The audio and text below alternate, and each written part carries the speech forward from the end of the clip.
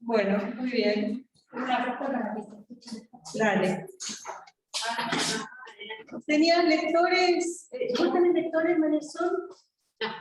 No, todavía no. No, todavía no. Todavía no, Silvia. Gracias. Entonces vamos a dar inicio a las últimas jornadas, al último día de las jornadas de becarios y tesistas del doctorado de Magíster en Economía, de tesistas en realidad, no de becarios. Iniciamos con María Sol González, Programas Sociales y Pobreza en la Primera Infancia. María Sol, tenés 20 minutos de exposición y 10 minutos de preguntas. Perfecto. Permiso, voy a compartir pantalla. ¿Me piden permiso para compartir? ¿Puede Listo, ser? ahí está, listo, ya está. Gracias, Pablo. De nada. Me dice que el anfitrión inhabilitó la función de compartir las pantallas de los participantes. Pero vos vos estás con tu computadora. Vos, perdón, María Sol. Vos estás No, haciendo está bien. no, había habilitado al aula de allá de lo que está en el aula. Está bien. Ahí está, ahora deberías poder. A ver. Perfecto. Sí, ¿no? Ese. Perfecto, ahora sí. Bueno, genial. La investigación trata, como bien dijeron, sobre programas sociales y pobreza en la primera infancia. En particular se va a realizar el estudio del programa de acompañamiento familiar 1000 días implementado en el municipio de San Miguel, tanto análisis de diseño como de impacto. El programa San Miguel se desempeña en el municipio de San Miguel, que se ubica en la provincia de Buenos Aires, conurbano bonaerense, zona oeste. Este año se avanzó, que teníamos pendiente el año pasado, en la construcción de la base de datos para realizar la medición de impacto en términos de las variables antropométricas del niño, particularmente peso, talla del niño. Se avanzó sobre el análisis de distintas alternativas que se pueden realizar para... ¿Se escucha? Sí, perfecto. Está bien. Sobre distintas alternativas para llevar a cabo la evaluación de impacto. Se trabajó en un esquema tentativo de capítulos de tesis, algunos ya están en estado bastante avanzados, otros están en estado más incipiente. Se realizaron presentaciones en congresos y en seminarios, y se envió un artículo a una revista indexada, y hay 2 que están en cartera, y también se avanzó en lo que son los cursos de doctorado. Bueno, en primer lugar, todo lo que son el análisis de retornos de la inversión de programas de primera infancia. Si bien la bibliografía es súper amplia, tomamos como principal referente a Heckman, quien ha generado evidencia robusta sobre este tema. En particular, ellos dicen, él y su equipo de investigadores, que las inversiones, cuanto más temprano se hacen, mayores retornos tienen. En particular, él dice, a través de distintos modelos, muestra como los retornos de la inversión entre los 0 y los 5 años de edad están en torno al 13% anual, mientras que si agarramos otra etapa un poco más tarde, ya de 3 a 4 años, los retornos están entre un 7 y 10% como máximo. También señala en su investigación que las inversiones incluso pre-nacimiento tienen retornos aún mayores. Este punto es clave porque lo toma en su diseño el programa 1000 días de acompañamiento de San Miguel. También ellos muestran a través de distintos análisis de los programas Perry Preschool y ABCerian, que las intervenciones tempranas efectivamente tienen altos retornos de la inversión. Uno de los elementos de este tipo de programas, que también toma 1000 días, es la intervención de los padres en todo lo que es el desarrollo infantil y el desarrollo en la dimensión educativa. Claramente estos programas tienen un efecto positivo en distintas dimensiones de salud, de educación, trabajo y demás. Básicamente, lo que dice Heckman es que si queremos lograr buenos resultados en salud, en educación, reducir las tasas de delincuencia, reducir las tasas de pobreza y tener una economía próspera, lo que tenemos que hacer es invertir en la infancia, en los primeros años, en los niños desfavorecidos, desarrollar las habilidades cognitivas de los niños, y tanto cognitivas como de sociabilización, y mantener y sostener ese desarrollo con educación efectiva hasta la edad adulta. Y eso inexorablemente te va a llevar a una ganancia en términos económicos y sociales. Bueno, nosotros decimos que un poco el programa de 1000 días, por todo lo que fui mencionando, es un programa a la Heckman, ¿no? Porque toma muchos elementos y muchas ideas que están plasmadas en sus papers, en sus artículos, en sus investigaciones. Este programa es un programa pionero en Argentina en materia de protección destinada a la primera infancia. Abarca desde la gestación hasta los primeros 2 años de vida del niño, ya que entienden que en ese momento el cerebro se desarrolla rápidamente para generar todas las bases conductuales necesarias para el desarrollo, y cognitivas, perdón, necesarias para el desarrollo futuro. Está destinado a mujeres embarazadas, a niños menores de 2 años y madres con niños hasta 2 años, y tiene como principal objetivo identificar tempranamente, acompañar y atender a las familias en situación de vulnerabilidad, que por diversos motivos tienen dificultades para acceder al sistema de salud y alcanzar un piso mínimo de bienestar familiar. Me olvidé decir, pero es importante destacar, que este programa corresponde a la Secretaría de Salud del municipio, por eso también ellos promueven mucho esto de la salud. Y al final del día, un poco que, como dice Heckman, si un niño, por ejemplo, no está bien nutrido, poco va a poder absorber de todo lo que se le enseñe después, y por ejemplo en materia de estímulos, ¿no? Asimismo, busca promover las principales capacidades y habilidades de los cuidadores de los niños, potenciar los recursos de la familia y fortalecer los vínculos, y las redes. Trabaja mucho con el apoyo comunitario. Cuando uno ingresa al programa, recibe como un paquete de tratamiento, ¿no? En primer lugar, recibe acompañamiento familiar, donde se aborda de manera integral las distintas problemáticas que tiene la familia. Asimismo, otorga bolsones de alimentos, eventualmente no es el objetivo del programa, pero en caso de que la familia presente desnutrición severa, por ejemplo, o ningún miembro del hogar trabaje. En caso de que los niños no puedan acercarse a los centros de salud, lo que hace es realizar operativos móviles territoriales, donde precisamente se hacen controles del niño sano, donde se hacen controles de las embarazadas, controles ginecológicos, oftalmológicos y demás. Asimismo, articula con otros efectores de salud cuando identifica, por ejemplo, déficits habitacionales o situaciones de violencia. También ahí articula con género o el servicio local en caso de violencia con niños, ¿no? También trabaja mucho en el fortalecimiento de la red, como dije anteriormente, y para ello lo que hace es organizar como talleres en formato de mateadas, para que las mujeres del programa se encuentren, y ahí trabajan alguna problemática determinada, por ejemplo, nutrición y su efecto en el desarrollo del niño.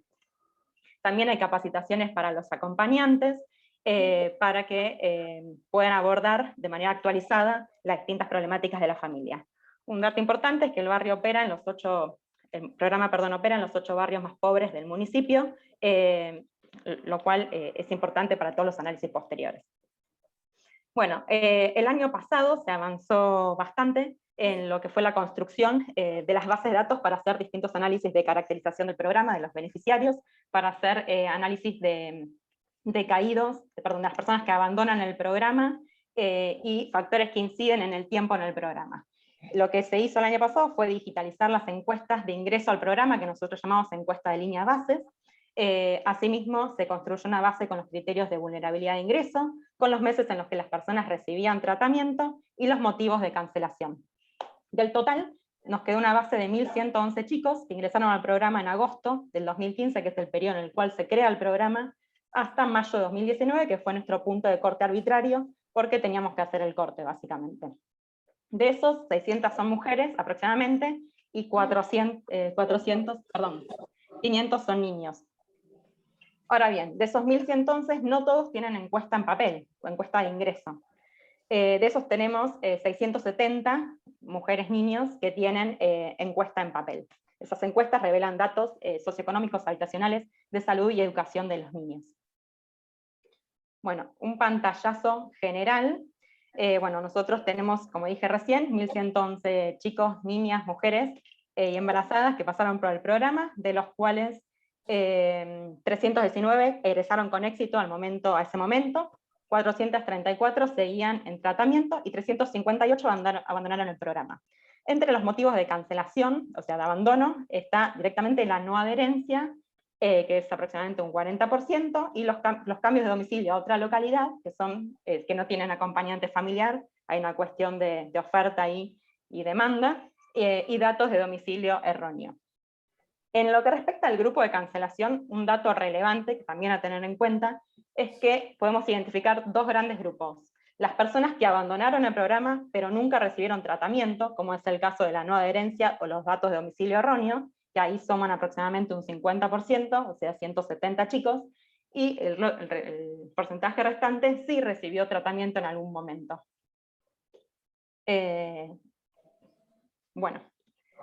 Esto es un poco lo que había mencionado, que los análisis que fuimos haciendo y que presentamos el año pasado, con las bases que construimos. Y nos quedaba pendiente, como mencioné al principio, la posibilidad para la evaluación de impacto. Acá conseguimos armar una base con datos antropométricos del niño, particularmente peso y talla, y en algunos casos perímetro cefálico. Antes de pasar a la base, me parecía importante tener en cuenta que, según la base relevada persona al principio, con la encuesta de línea de base, ahora tenemos información de todos los chicos, pero al momento este es el dato con la información restringida. Tenemos que 4 de cada 10 chicos tenían bajo peso para la edad, y que casi 3 de cada 10 tenían baja talla para la edad. Y este es un indicador que da cuenta de un grado de desnutrición severa, mucho más estructural y más difícil de revertir una vez que ya hay baja talla. Bueno, en cuanto al grupo de tratamiento, ¿qué es lo que contamos? Contamos con información de 513 niños que pasaron por 1000 días en el periodo de tiempo analizado, con datos de peso, talla y perímetro cefálico en algunos casos, desde el nacimiento hasta lo que conseguimos, que fue, no sé, más allá del tratamiento, con una frecuencia de 6 meses, y además de esos 513 chicos, contamos además, hay un subuniverso de 300, con los cuales contamos con datos socioeconómicos, habitacionales, de salud y educación de la madre y del niño. En cuanto al grupo de control, nos fue posible conseguir también y armar una base con los mismos datos, es decir, con peso, talla y perímetro cefálico, con una frecuencia desde el nacimiento cada 6 meses, de niños que viven en los mismos barrios, que nacieron en el mismo periodo de tiempo, y o sea que mantuvimos la distribución de barrio y fecha de nacimiento, y que se atienden en los mismos centros de salud. Bueno, y esto lo fuimos construyendo a partir de este año. Bueno, como dije recién, tienen similitudes, pero seguramente también difieren en características observables y no observables. Claramente no contamos con características socioeconómicas de los no inscriptos al programa. Es un supuesto muy grande de que son parecidos, pero tampoco es un supuesto tan ilógico, porque son niños que viven en los mismos barrios, y estos barrios son los más vulnerables del municipio.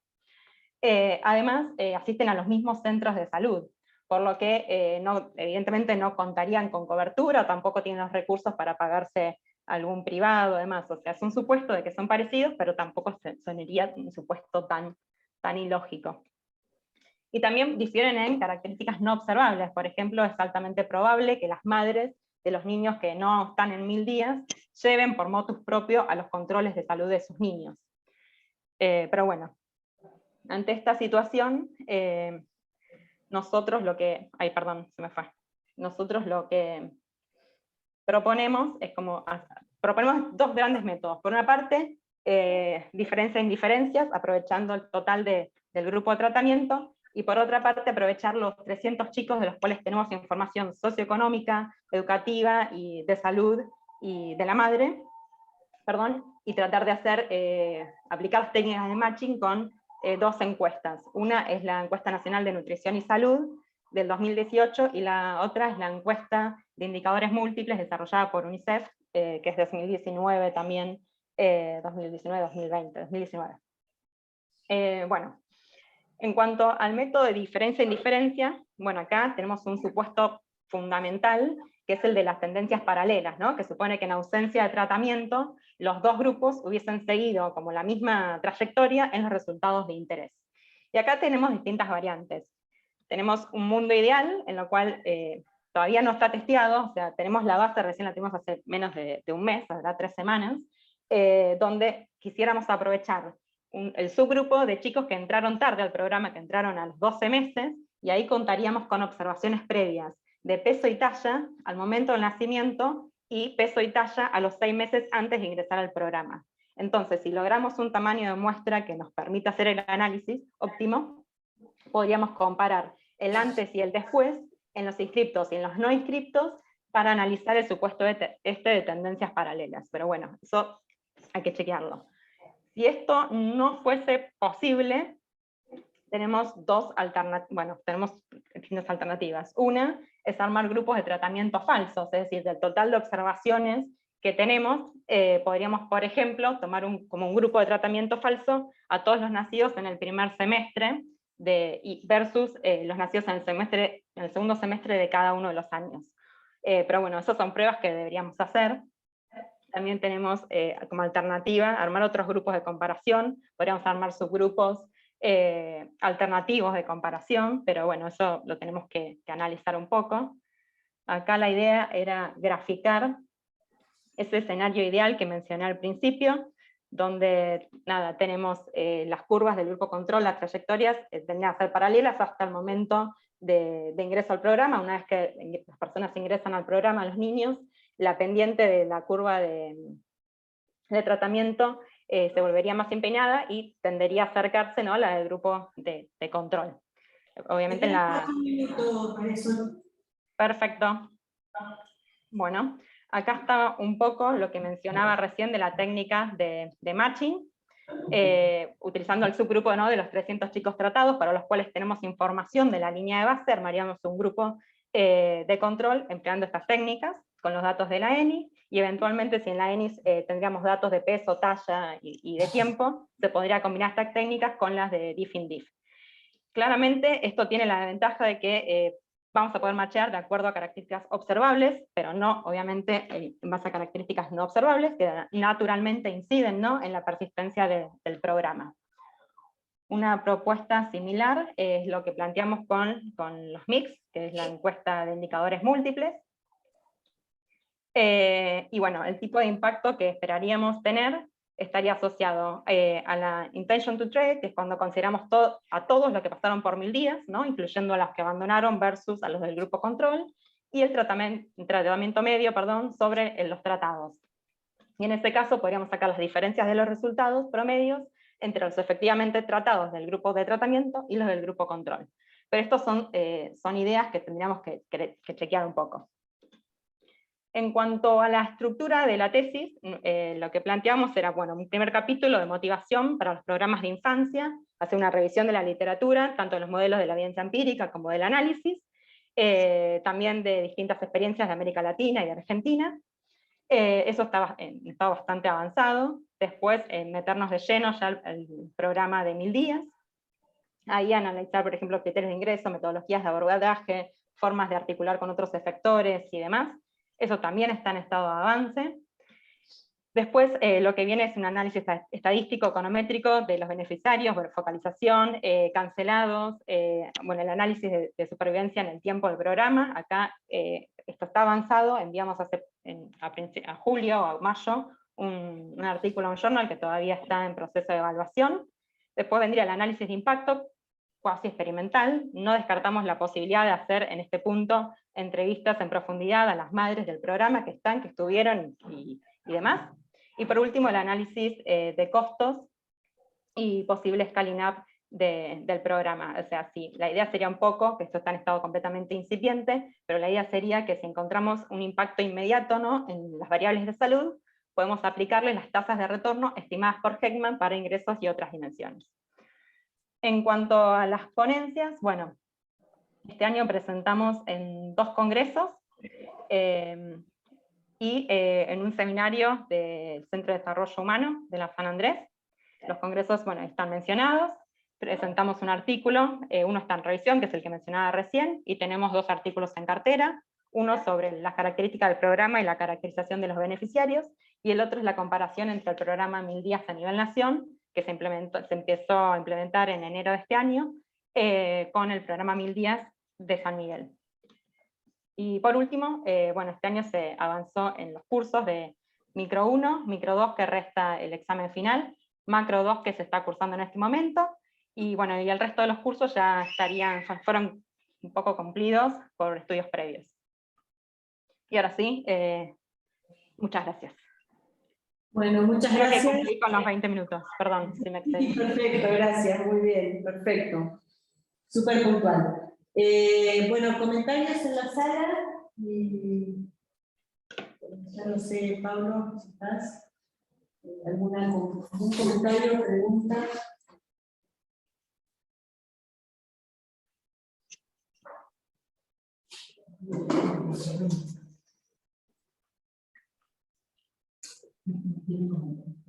No tiene comentarista porque es la primera presentación que hace. Sí. No sé si hay alguien en el Zoom que quiera hacer algún comentario o alguna pregunta.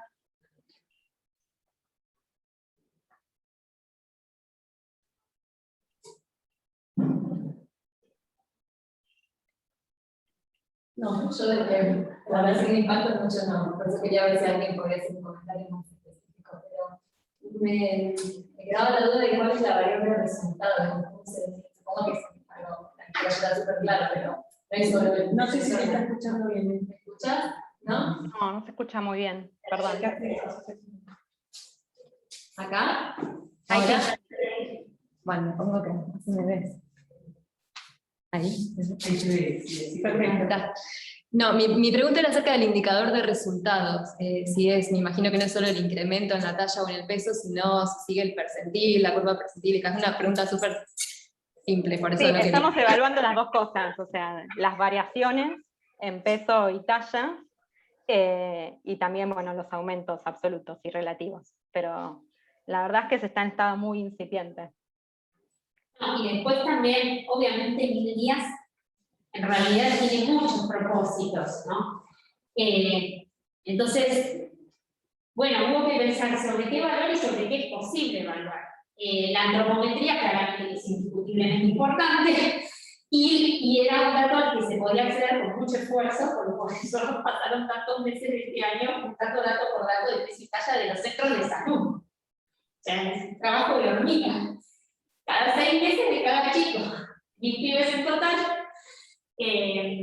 pero nos quedan las ganas por ahí de considerar, por ejemplo, bueno, La asistencia. asistencia a los controles de salud, sí. Y la incidencia de enfermedades respiratorias son como dos indicadores que se podrían llegar a recuperar, no con tanta dificultad, o sea, relativamente rápido. Pero hay programas de este tipo en donde se les evalúa, qué sé yo, se cita a los chicos y ven cognitivamente cómo se fueron desarrollando, o sea, se podrían hacer muchas más cosas, o mucha más plata, o con algo de plata. Ya va bien. Y eso podría, porque así como se evalúan, sin duda que tienen impactos en múltiples. Y después, obviamente, idealmente habría que seguir a estos chicos a lo largo de la vida, como se siguió en los programas mencionados del SOL, del Parenting School Program y el abecedario. Sí, que siguen los chicos hasta los 40 años. Entonces ahí ven que dediquen menos, que, o sea, que la talla de puede ser menor, que logran un poco más de años de estudio. Entonces las otras variables son el empleo, o sea, se pueden mirar 1000 cosas, no ahora, obviamente, los que son chicos todavía, pero bueno, los chicos que se podría ver el desempeño cognitivo, tantas cosas. Bueno, buenísimo. No sé si hay algún otro comentario, no. Sí, yo le quería hacer, bueno, buenas tardes María Sol, te felicito Hola. por el trabajo, me parece súper interesante. Gracias. Yo me pregunto cómo pueden discernir, digamos, en los resultados, en esos indicadores de resultados que planteaste, que son más bien medidas antropométricas, todas las variables que afectan la salud más allá de las variables que ustedes van a considerar como los controles de salud. Hay toda una teoría de los determinantes sociales de la salud donde hay muchísimas variables que influyen en el estatus de salud, entendiendo que tu indicador de estatus, en este caso vos vas a tomar como medidas antropométricas. Yo entiendo que con todas esas bases de datos que vos mencionás que tienen, van a poder observar estas cuestiones, ¿no? de otras variables que también pueden estar afectando más allá del plan de los 1000 días, digamos. Sí, bueno, Bueno, sí. eso en realidad está supuestamente un poco controlado por las diferencias. Digamos, se supone que los no inscritos son distintos que los inscritos. Se supone que los chicos que no pasaron por el programa tienen muchas similitudes porque están en los mismos barrios, van a los mismos centros de salud y nacieron más o menos, son de las mismas cortes, pero por algo no están en el programa. Entonces, no decimos que sean iguales y por eso la idea es hacer diferencias en diferencias. Son distintos. Pero bueno, en esas cosas, digamos, y por eso es importante tratar de testear el supuesto de tendencias paralelas. El resto de las cosas, digamos, no va a haber mucha manera de... No, de controlar. Después, en el de matching sí vamos a empatar por características socioeconómicas, pero ahí, Pero de vuelta, hay características no observables que también no. Sí, por eso está puesto como... Y si vos tuvieras que resumir, digamos, las intervenciones del programa, además de los controles, capaz que lo dijiste, perdonadme al principio y no lo rescaté ahora. Además de los controles de salud, ¿qué otra intervención importante, digamos, podemos decir que se hicieron en los niños? Bueno, no, ellos a través del acompañamiento familiar y las visitas domiciliarias hacen un abordaje de todas las problemáticas, o sea, tienen una mirada holística sobre la problemática de la familia. Entonces van trabajando sobre la dimensión de salud, pero también trabajan sobre la dimensión de educación, sobre la importancia de generar un proyecto de vida en la madre, trabajan sobre la dimensión trabajo, sobre la importancia de que la madre también se inserte en el mercado laboral, o sea, tratan de hacer un cambio de mentalidad en las personas. Perfecto, ahí me gusta, discúlpame si no te había interpretado al principio. Y de esas cuestiones hay relevamiento, digamos. Vos podés, para cada uno de estos niños, ver si han intervenido en cuestiones laborales, medioambientales particulares del hogar o del barrio, Solo que, claro, la educación de la madre. O sea, hay relevamiento de estas otras dimensiones, porque ahí sí, digamos, estarías en línea para poder... No, lo que te comento lo que tengo, claro. Pues fue resumida la presentación. Pero lo que yo sé es que hay 51 criterios de ingreso al programa vinculados a cuestiones de salud de la madre, del embarazado del niño, y a cuestiones socioeconómicas y de violencia. Yo sé por cuáles de esos 51 indicadores entraron al programa.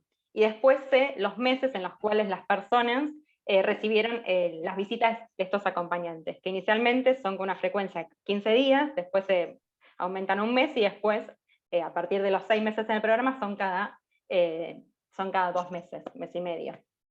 O sea, la intervención es la visita, digamos. La intervención fundamental es la visita, exactamente. Y a través de esa visita logran, porque después hablando con la gente del programa, por eso también está bueno complementar con entrevistas en profundidad, logran, por ejemplo, que la madre que no terminó el secundario, termine el secundario, y hay casos en los cuales la madre no solamente terminó el secundario, sino que además se anotó en la universidad, y hay varios casos de ese estilo. También la madre empezó a trabajar, generó su propio microemprendimiento, tomó conciencia de la importancia de los controles del niño. Sí. Yo sé que tengo los momentos de la visita, y sé que en la visita un poco se aborda todo. Y después tengo esos talleres mateadas, que ellos le dicen mateadas, donde se aborda una problemática. Y todos los meses la problemática va variando. No sé, claro. Este mes se trata nutrición. Y siempre esas problemáticas están vinculadas a los criterios de ingreso al programa. Sería extraordinario si vos podés rescatar para cada niño si hubo cambios, modificaciones en alguna de las variables que suelen denominarse, puedes entrar a la OMS, o la Organización Mundial de la Salud, en toda la teoría de los determinantes sociales de la salud. Entonces vos podés detectar en estos determinantes si cada niño tuvo alguna modificación en alguno de esos indicadores, y sería un estudio interesantísimo observar si en los casos en los que se modificó el indicador de resultados, vos podés asociarlo con modificaciones en alguno de esos determinantes sociales, que están clasificados, digamos, educación, trabajo, medio ambiente. No, claro, sí. Súper interesante, María Sol, te felicito. Bueno, gracias. Bueno, muchísimas gracias. Vamos a pasar a la siguiente presentación. Mauro Reyes, pobreza, inclusión social y medio ambiente en un contexto urbano, una aplicación para la ciudad de Belgrano.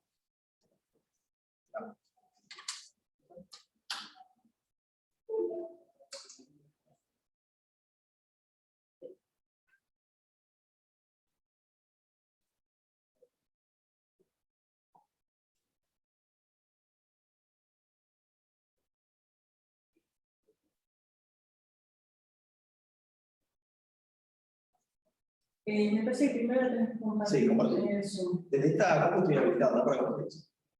Sí.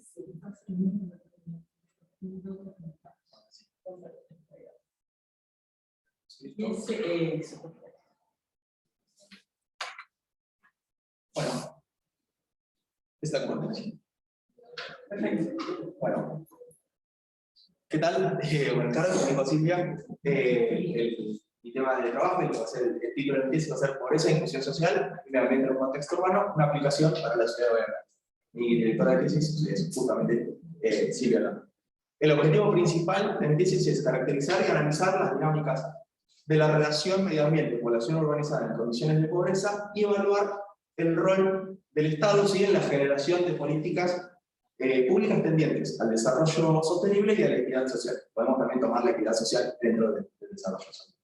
A partir de algunos objetivos específicos, objetivos secundarios, sí que se desprenden de este objetivo principal, determinamos la estructura de lo que vamos a hacer la tesis, ya tenemos determinados 3 capítulos, bueno, un cuarto sería obviamente las conclusiones. El primer capítulo vamos a trabajar todo lo que vendría a ser el marco teórico, vamos a desarrollar las herramientas teóricas, describiendo diferentes conceptos que nos van a ayudar teóricamente a describir la realidad de los sectores vulnerables o los sectores empobrecidos en las ciudades de Latinoamérica a partir del desarrollo y el progreso de la conformación urbana.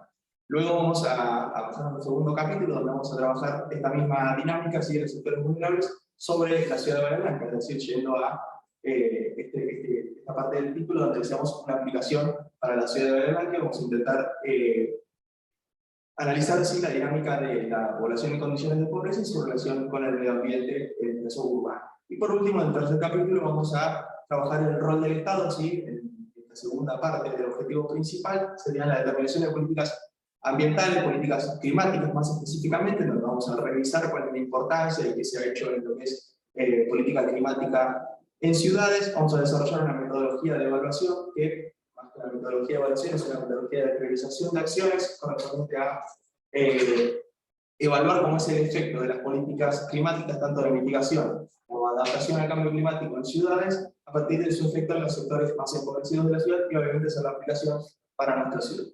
Bien, el capítulo 1, como les decía, tratamos el marco teórico. Voy a tratar de avanzar tal vez un poco más rápido en conceptos que tenemos así definidos desde ese tiempo, y hacer hincapié en aquellos conceptos que nos van a ayudar a determinar esta dinámica final de los sectores vulnerables de la ciudad. Primeramente, el concepto de pobreza, que todos sabemos que es un fenómeno altamente complejo de definir, pero que se caracteriza por ser multidimensional y se relaciona directamente con carencias tanto de índole material como inmaterial en las diferentes hogares, personas y grupos de hogares.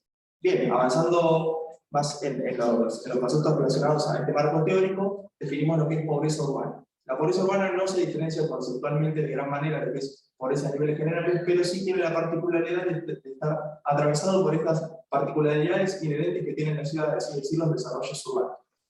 Estas particularidades son principalmente los problemas de segregación, riesgos en la salud y condiciones de ambiente en las ciudades, desigualdad social, diferente acceso a servicios y faltantes de servicios públicos, discriminación, los problemas sociales y también condiciones de urbanidad.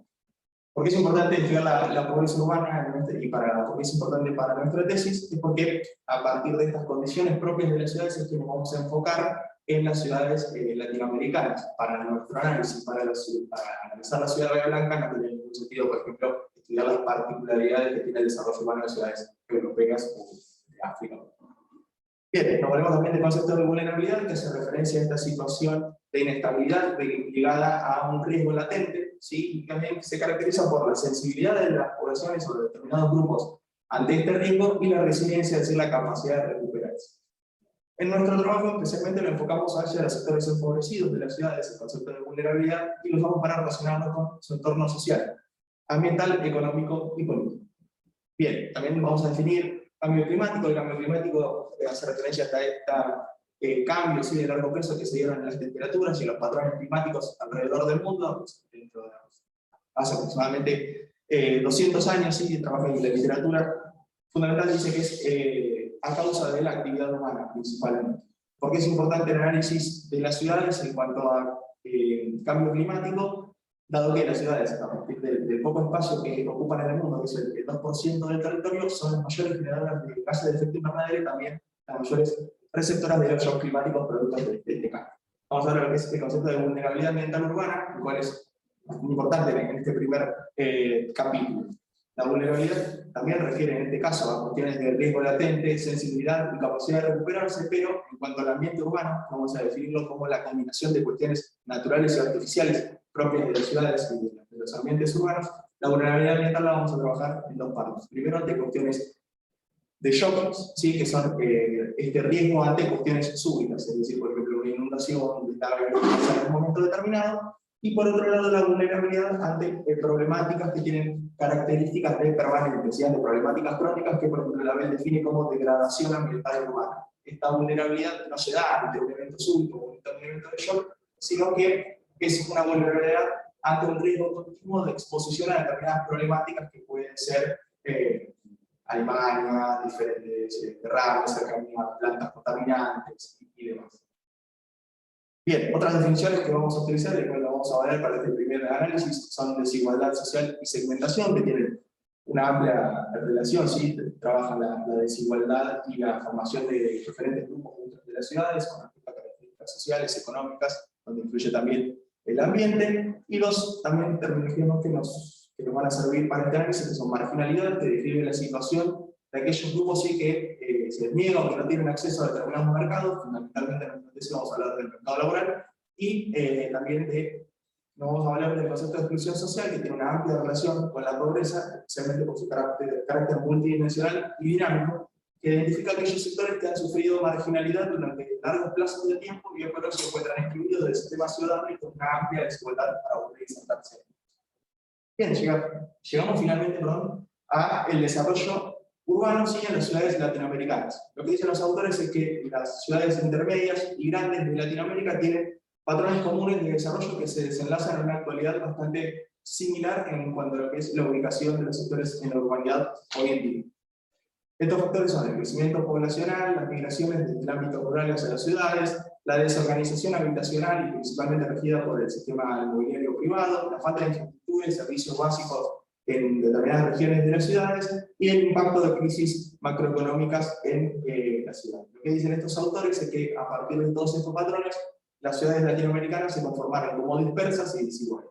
Dispersas, lo que dicen los autores es que son dispersas porque hay sectores de la ciudad alejados del casco urbano o del centro urbano y en el cual hay varios claros y con terrenos desocupados dentro de las ciudades, y desiguales por las diferentes ubicaciones de los grupos sociales dentro del entramado urbano.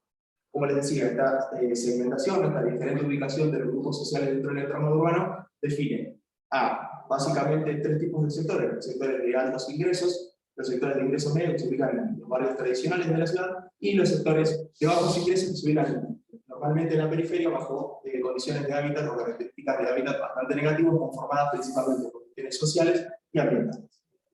Finalmente, lo que dicen los autores que realizan el desarrollo urbano en las ciudades latinoamericanas es que los sectores de menores recursos se caracterizan por construir un espacio general de vulnerabilidad donde se coadyuvan las problemáticas y déficits sociales, económicos, ambientales, entre otros, que impactan directamente en cuatro aspectos básicos: la salud, la educación, el empleo, básicamente el empleo formal, y la integración social. Bien, llegamos finalmente a esta dinámica temporal que queremos definir a partir de la teoría, en la cual nos vamos a enfocar en el análisis en el segundo capítulo, que son los mecanismos autorreforzantes de la pobreza que se dan en estos sectores. ¿Qué dice la literatura en este sentido?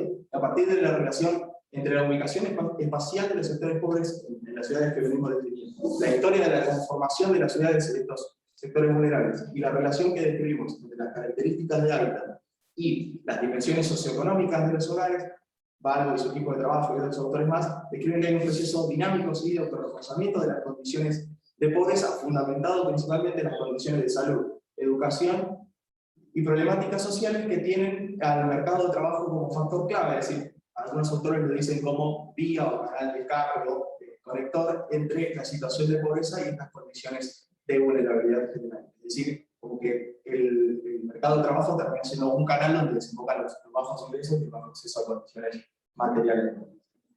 Acá hay un gráfico bastante amplio y tal vez un tanto cargado, pero en el cual intento resumir todo lo que vengo explicando, ¿sí? Comenzando por el desarrollo o los factores históricos del desarrollo en las ciudades latinoamericanas, determinaron las condiciones de hábitat y la ubicación de los sectores vulnerables que están caracterizados por cuestiones sociales como la segmentación, la desigualdad, la exclusión y la marginalidad, cuestiones de vulnerabilidad ambiental urbana, un mayor riesgo a cuestiones de riesgos, como decía, de shock climático y riesgos de exposición continua a problemáticas del ambiente urbano, y cuestiones más materiales de la pobreza como los bajos niveles de ingresos. A través de un canal directo sobre el mercado de trabajo en estas diferentes problemáticas van a causar en los sectores vulnerables un ingreso desventajoso hacia el mercado de trabajo, ligándose de lleno con cuestiones de desempleo, trabajo precario y empleo informal, y también de manera indirecta a través de condiciones de calidad de acceso a salud y educación menores a partir de esas problemáticas, las cuales van a determinar un bajo nivel de ingreso y el autorreforzamiento de las condiciones de pobreza dentro de ese contexto. Bien, la continuidad de este capítulo es bastante breve, sí está bastante avanzado, hay que terminar de redactarlo y tal vez continuar en la investigación de esta dinámica ambiente y población de menores recursos en las ciudades. El capítulo 2, que se enfoca en la ciudad de Bahía Blanca, sí, voy a tratar de no repetirlo por todos los años, de caracterizar nuestra ciudad, todos sabemos que es una ciudad intermedia por su definición, población, condiciones sociales, características y demás. Y lo que voy a tratar de resumir es que la conformación socioeconómica, sí, la historia y desarrollo de nuestra ciudad tiene varios patrones similares a lo que describí con respecto a las condiciones de las urbanidades latinoamericanas, que vengo explicando hasta este momento, y vamos a enfocarnos sí, dentro de los sectores vulnerables, por investigación de fuentes secundarias, trabajo de campo y también algunos trabajos ligados sí, a este trabajo de campo, son algunos de los proyectos ligados a este trabajo de campo, podemos determinar que los sectores vulnerables en Bahía Blanca por excelencia son los asentamientos precarios, asentamientos informales. Aunque también tenemos algunos barrios ligados a estos sectores, principalmente en la periferia y en el sector suroeste, en el cual las condiciones de vulnerabilidad son un tanto más elevadas que en el resto de la ciudad.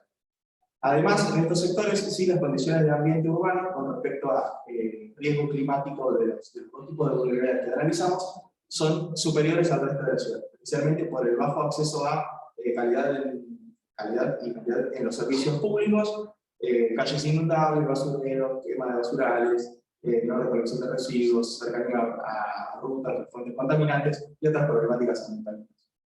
Bien, en base a fuentes primarias, es una encuesta electoral que realizamos el año pasado junto a Sofía Brasil, tenemos algunos datos comparando estos sectores vulnerables con el resto de la ciudad, y hay una amplia diferencia en cuestiones sociales, cuestiones de ingresos y también del mercado laboral. Sí podemos ver una gran diferencia entre lo que es importante necesidad de sociales satisfechas, el educativo, la informalidad laboral, las cuestiones de ingresos, que dan cuenta que esos ingresos son para agosto del año pasado, y el salario mínimo en ese entonces era de 17.000 pesos, ya 35.000, en ese momento eran 2 salarios mínimos, y por debajo de ese umbral sí, económico estaba el 70% de la población que cumplíamos de estos barrios vulnerables, y también un clima educativo menor en el.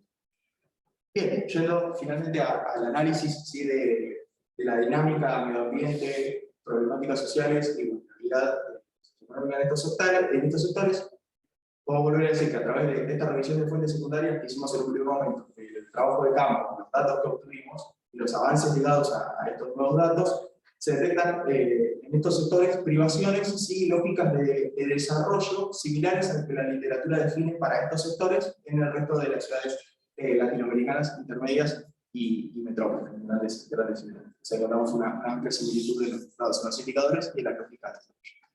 La continuidad de este segundo capítulo se va a basar en la adaptación de un índice de vulnerabilidad, ¿sí? Que va a tener en cuenta varios aspectos y aplicarlo ¿sí? Sobre la totalidad de datos que podemos conseguir de la ciudad. Estamos esperando los datos en cuenta después, posible.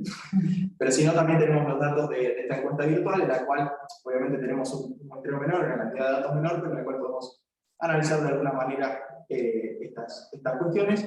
Y también, bueno, a partir del análisis de esta adaptación del índice de vulnerabilidad, vamos a tratar de seguir detectando similitudes de desarrollo y algunas diferencias en el desarrollo de estas lógicas de los sectores vulnerables de las ciudades con respecto a la revisión que hicimos de la literatura, y además indagar si hay alguna diferencia, cuál es dentro de ese análisis que vamos a realizar a partir del índice, cuáles son las diferencias y por qué se da ese indicador, esa variable. Como les decía, avanzamos ya en la revisión de varios índices de vulnerabilidad, así que tenemos que terminar de elegir uno, adaptarlo a los datos que tenemos y avanzar en esa medida.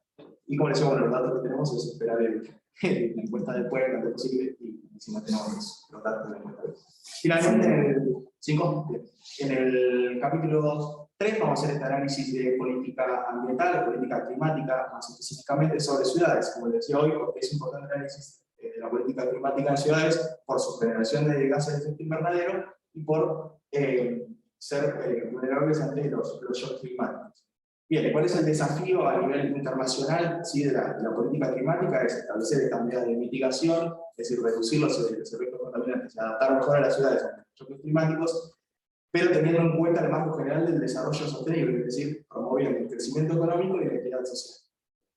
El problema nos trae este triple objetivo, que cuando nos enfocamos en alguno de los tres, limitamos el crecimiento de los otros dos. Entonces tenemos que primeramente aprovechar las energías entre los tres, y siempre tener en cuenta la escasez de recursos en cuanto a la aplicación de medidas climáticas. Entonces se vuelve determinante la planificación y priorización de acciones teniendo en cuenta el ahorro de los recursos y los mejores resultados.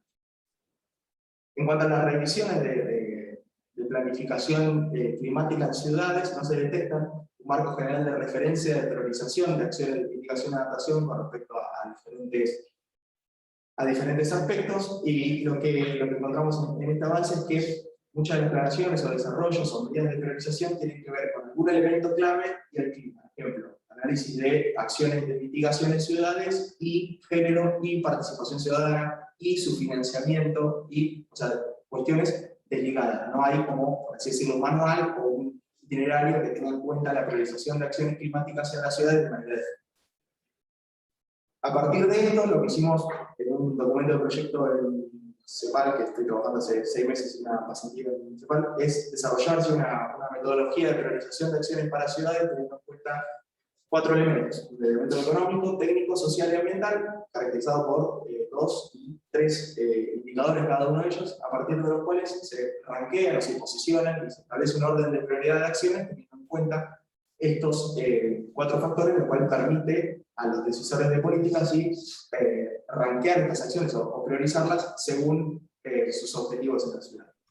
Tiene una metodología de ponderación bastante simple, ¿sí? Con puntajes de 1 a 5 y puntajes de 2 y 4 como intermedios, y lo que permite también es una diferente ponderación de cada uno de los elementos teniendo en cuenta la necesidad de cada ciudad. Por ejemplo, la ciudad tiene un problema económico de presupuesto en ese momento, puede ponderar de mayor manera las cuestiones económicas y de financiamiento y de costos, y priorizando las acciones con respecto a esta dificultad económica, o mismo con lo técnico, lo social o lo ambiental.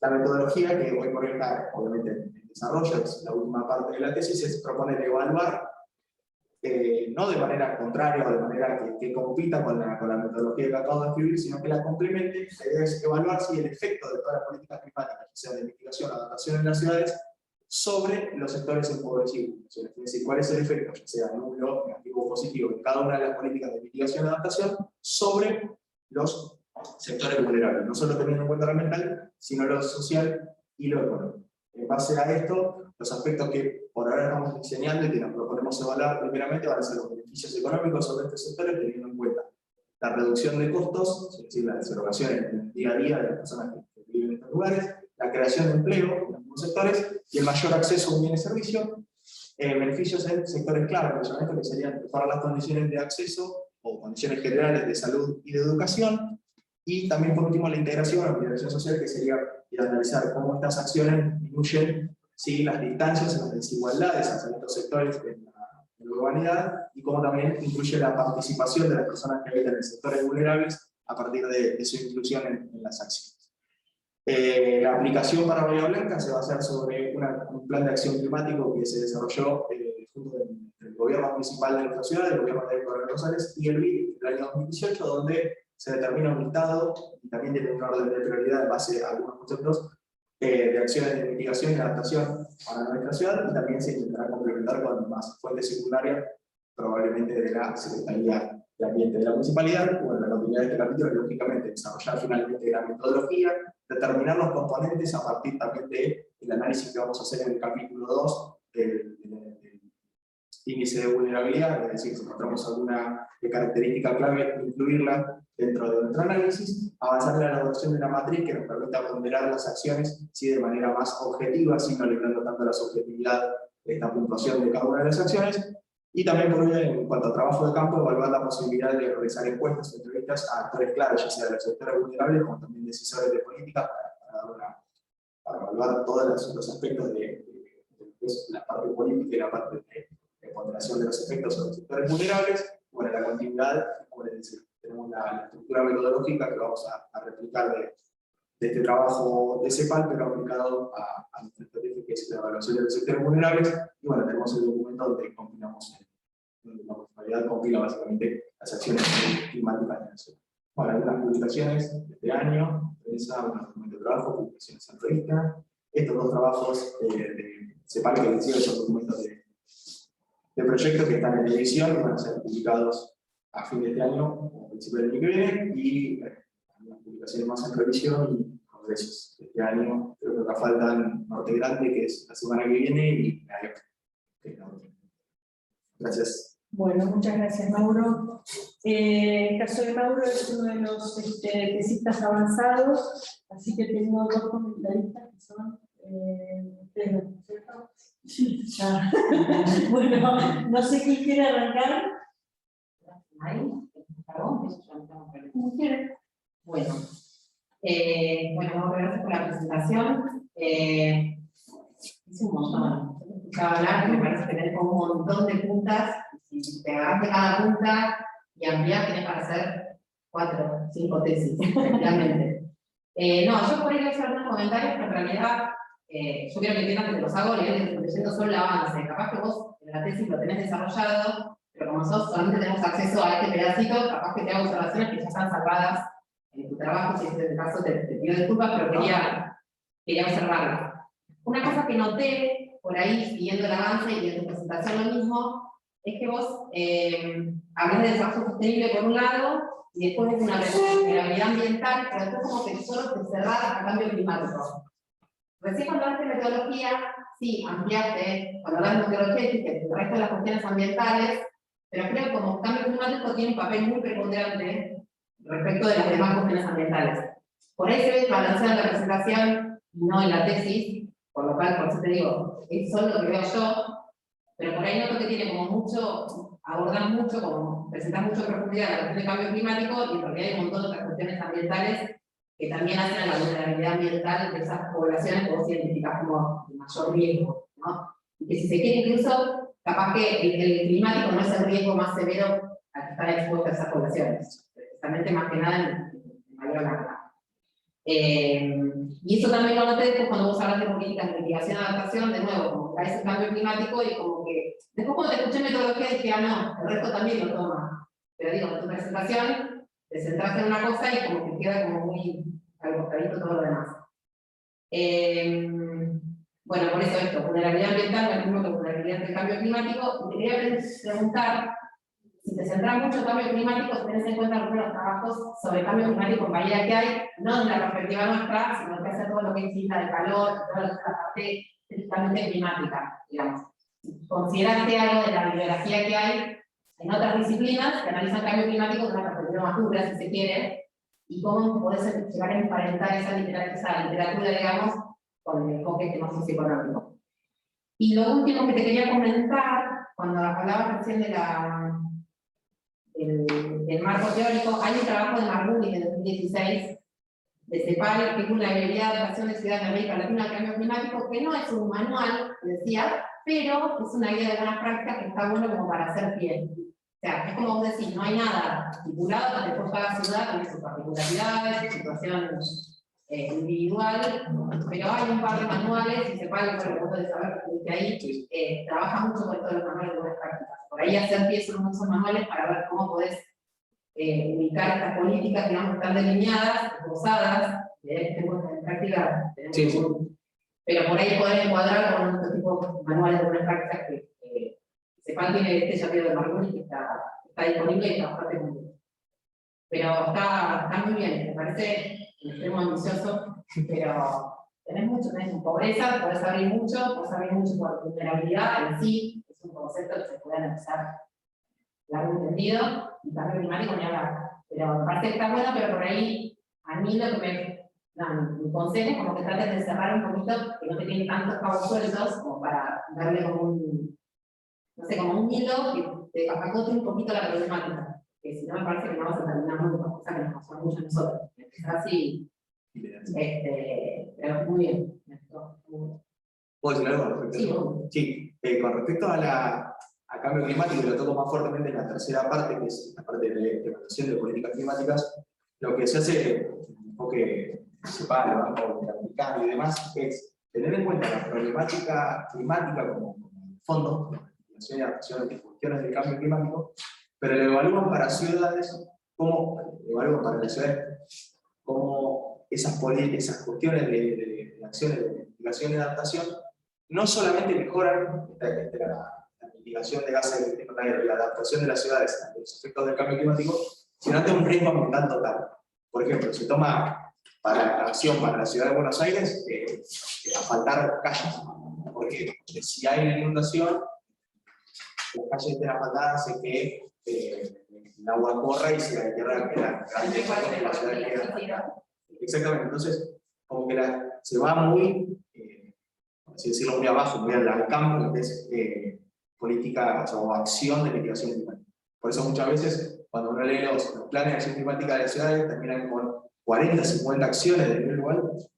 ¿Están haciendo una buena acción? No, pasa que cuentan educación que ven en las escuelas sobre educación ambiental, claro, pero realmente termina siendo una política de acción climática, si uno lo evalúa como esa educación en la primaria, nomás a los chicos sobre reciclaje o sobre cómo actuar en condiciones de emergencia en ciudades donde los terremotos o los huracanes son más comunes. Entonces, tal vez cuando uno habla de cambio climático siempre lo relaciona a esas cosas que pasan normalmente en el Caribe, pero la política climática, claro, la política climática también influye, por ejemplo, la medida de mitigación, como el alumbrado LED, que incluye las emisiones por consumo de energía, se puede evaluar en qué sectores de la ciudad se está desarrollando ese alumbrado LED y en qué sectores no.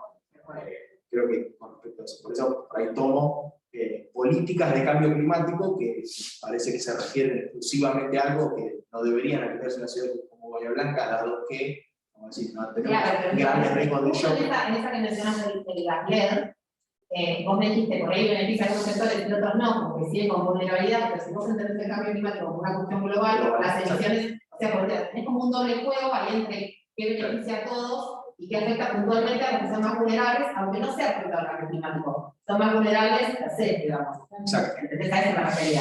Pero sí, es tal cual como decís. Comparto. Sí, tal vez igual, esto no lo expresé bien porque es justamente la parte que todavía va a faltar. Sí, desarrollar. entiendo. Probablemente, claro. Mi humilde consejo era que como trates de cerrar, porque, en serio, si vos desarrollás todos esos ítems en profundidad, sí. Es que es cierto, es enorme, pero adelante. Bueno, Mari.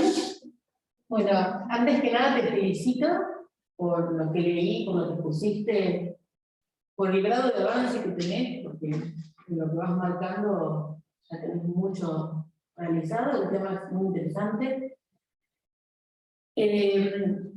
Respecto de eso, lo que yo pensaba, quizás en el escrito, vuelvo a decir lo mismo que ya, capaz que ya lo tenés en otra parte, pero bueno, en lo que presentaste, no está como planteado el problema de forma explícita.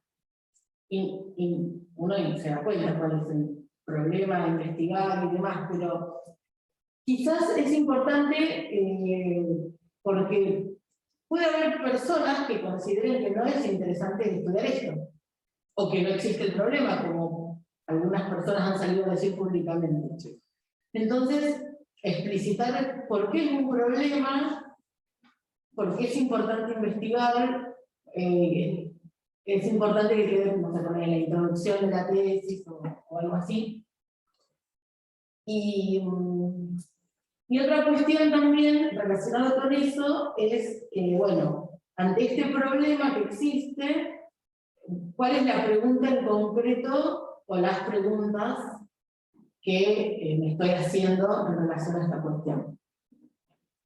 Y ante esas preguntas van a surgir cuáles son, en principio, tus respuestas, que serían, digamos, las hipótesis. Como que eso completaría, digamos, la presentación en ese sentido.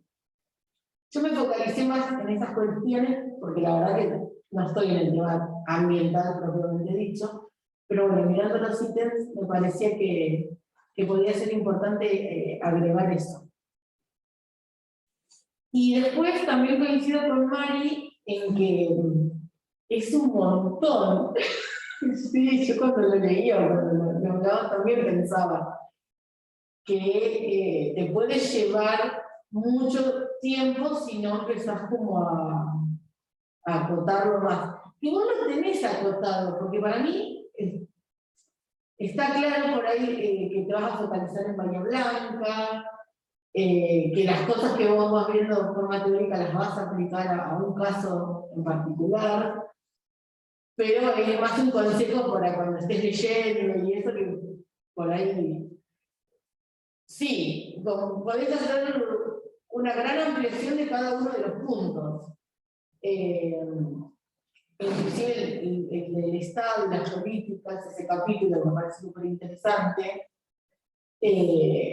También podés llegar a hacer una tesis de eso. Entonces, ese punto me parece importante. Y eso me parece que se ve reflejado en la cantidad de objetivos específicos que tenés. Por ahí, una forma capaz de ir definiendo hasta dónde vas a llegar con cada aspecto es volver a tus objetivos específicos y fijarte si quizás, capaz que haya alguno que lo puedas quitar o acortar. Y a ver si he notado algo más. No es fácil acotarlo, Mauro, te digo. Te digo. Una lucha. Bueno, pero te estamos tirando a tu favor.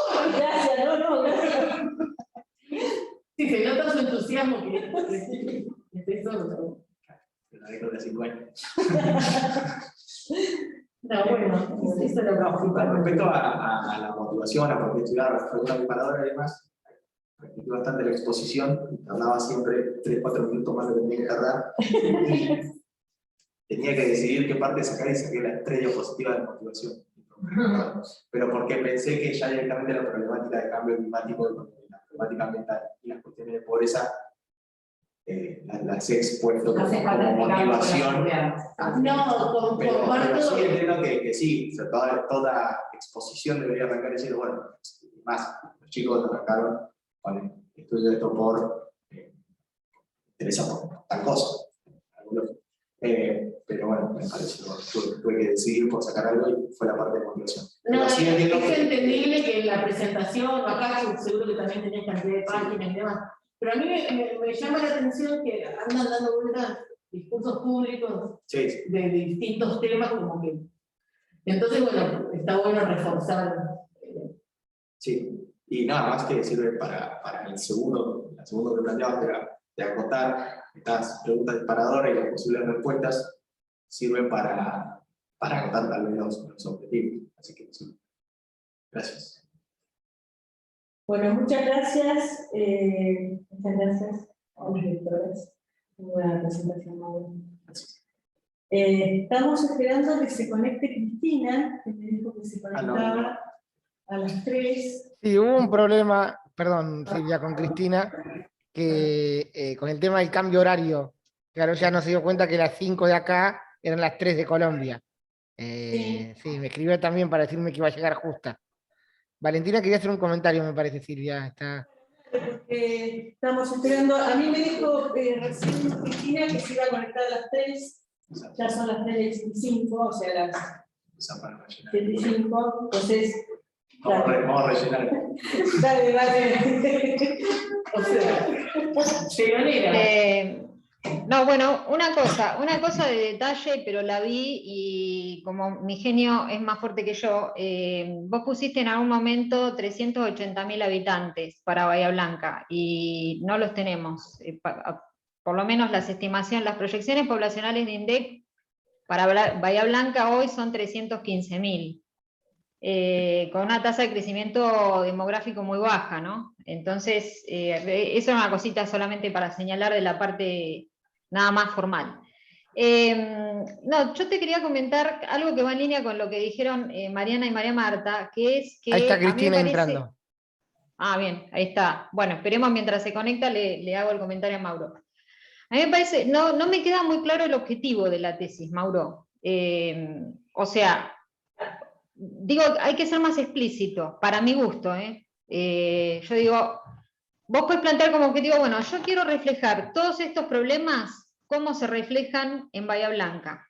Cómo esos problemas que están interrelacionados, climáticos, de pobreza, de marginalidad, de exclusión, de vulnerabilidad, cómo eso tiene un reflejo territorial concreto en el ámbito de Bahía Blanca. Entonces, pero ponerlo explícito. Ahora, eso tiene un riesgo, digamos. ¿Eso podés plantear ese objetivo? Sí, pero tiene un riesgo. El riesgo es que si vos te propones eso como objetivo, después los capítulos 2 y 3 sean una colección, un atlas, se conviertan en un atlas.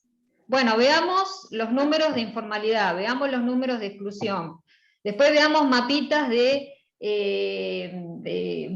no sé, índices de bajo nivel educativo o bajo clima educativo, etcétera, etcétera. Entonces, se vuelve muy árido, porque le faltaría una cosa que agrupe conceptualmente a todo eso. Vos está bien que lo intentaste hacer en el capítulo 1, pero en el capítulo 1 justamente, por lo menos la idea que me queda a mí, es que esto es complejo, o sea, que está todo muy interrelacionado y que no es posible establecer relaciones causales. Entonces, imagínate si eso intentaras anudarlo con Bahía Blanca, donde los datos son pocos, salteados, porque para algunos datos, para los datos laborales hay cierta cadencia temporal, pero para datos climáticos no los hay.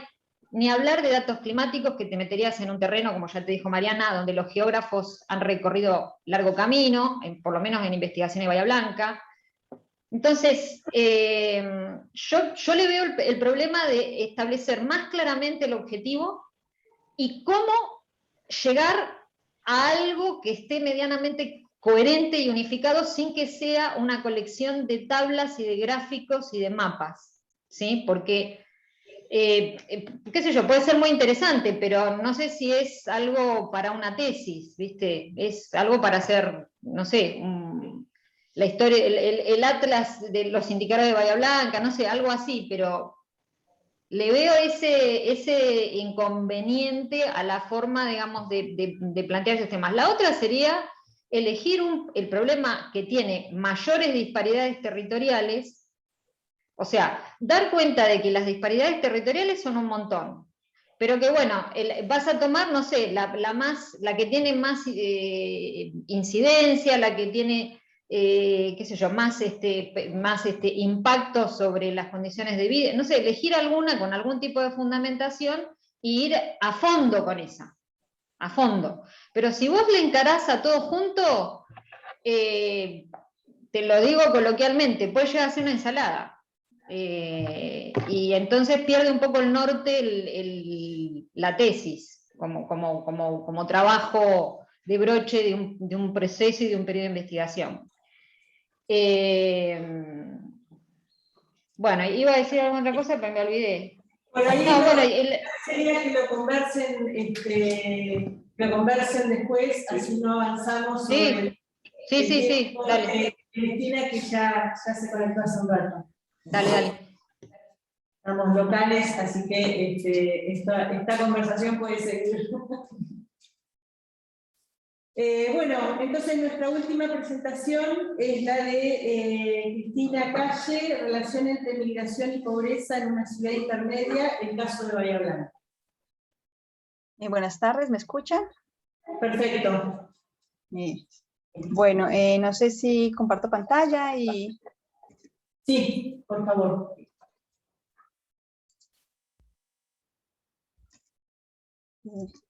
A ver. No, dice que me deben habilitar la función.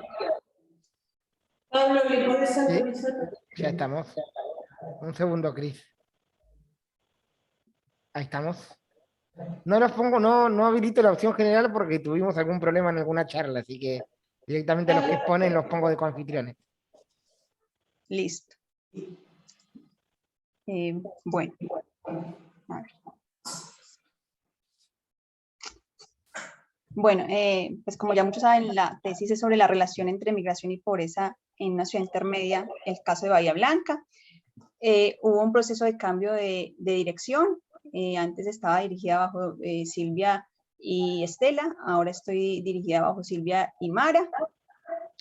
Entonces, pues en ese proceso se reestructuraron varias cosas, pero igual sí, el objetivo pues, general de la tesis sigue siendo el mismo, que es analizar pues, la relación entre pobreza y migración internacional en un contexto urbano intermedio para Bahía Blanca en los últimos 30 años, aunque el análisis temporal pues, ha tenido problemas por la continuidad pues, de la información, pero pues, el objetivo es realizarlo para los últimos 30 años.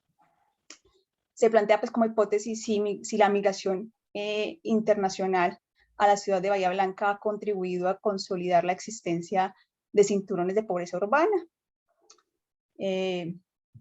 Entonces esos son los objetivos pues, específicos que vamos a ver más adelante. Los voy a pasar pues, rápidamente. El marco conceptual pues, de la tesis es este, donde se estructura en esta gráfica, donde se define pues, la pobreza como un fenómeno material que hace referencia netamente a la carencia de recursos, incluyendo entre esos recursos la información y el tiempo. La migración se entiende como un proceso racional y selectivo por el cual se da un intercambio de población entre polos definidos de la sociedad. También se reconoce que la pobreza pues, y esa carencia de recursos tiene características particulares en los contextos urbanos que lo hacen diferente a los contextos rurales, que existen zonas en las que convergen tanto migración como pobreza. Estas zonas pues, son denominadas slums, son áreas únicamente de índole urbano y presentan todas las características de las trampas de pobreza espacial, es decir, generan desventajas geográficas que provocan altas tasas de pobreza una vez sean controlados pues, los factores individuales. Algo también muy importante pues, para resaltar del marco conceptual de la tesis es que hace una diferenciación entre la pobreza, la exclusión y el subdesarrollo urbano, pues como una diferenciación de estos tres fenómenos. La tesis pues se basa en la teoría de que la relación entre la migración y la pobreza se basan en la distribución espacial tanto de la población como de las oportunidades. Esas oportunidades pueden ser laborales, el acceso a la tierra o el acceso a bienes preferentes como educación y salud. Que genera entonces esto una diferencia entre el sector urbano formal y el sector urbano informal, genera una estructura centro-periferia y en esta periferia se generan el surgimiento de slums, que son las áreas que como ya definimos, convergen tanto población migrante como población pobre. Esto se basa en la teoría pues, de Bruckner y Seno, del trabajo de estos dos autores, que lo que hicieron fue tomar el trabajo de Harris Todaro para migración y pobreza, e incluyeron el espacio en el análisis, encontrando que hay una diferenciación entre el sector formal e informal, que depende de la demanda de la tierra, donde existe un centro económico, la renta pues varía dependiendo de la distancia de este centro, siendo más alta entre más cercano, y a medida que se aleja, la renta disminuye. Esto podría ser cierto y aplicarse a Bahía Blanca, ya que si vemos este mapa pues, de la provincia de Buenos Aires, vemos que las villas y asentamientos se encuentran en el exterior y en la periferia de la ciudad. Las villas están marcadas como rojas, como azules, y los asentamientos rojos. Bueno, entonces como objetivo 1 teníamos pues hacer el análisis comparativo de los niveles de pobreza entre migrantes, entre personas migrantes y personas nacidas en Bahía Blanca. Para eso hicimos las pirámides poblacionales. Lo que se encontró es que la pirámide poblacional de los migrantes es una pirámide inversa, envejecida, especialmente para la población migrante extranjera, que es una población más vieja que la población migrante interna. Esto pues es esperarse en el desempeño demográfico de la población migrante, ya que los migrantes generalmente migran en unas edades intermedias, no muy ancianos ni muy viejos, ni muy jóvenes. Entonces genera pues con el transcurso del tiempo esta forma de pirámide invertida.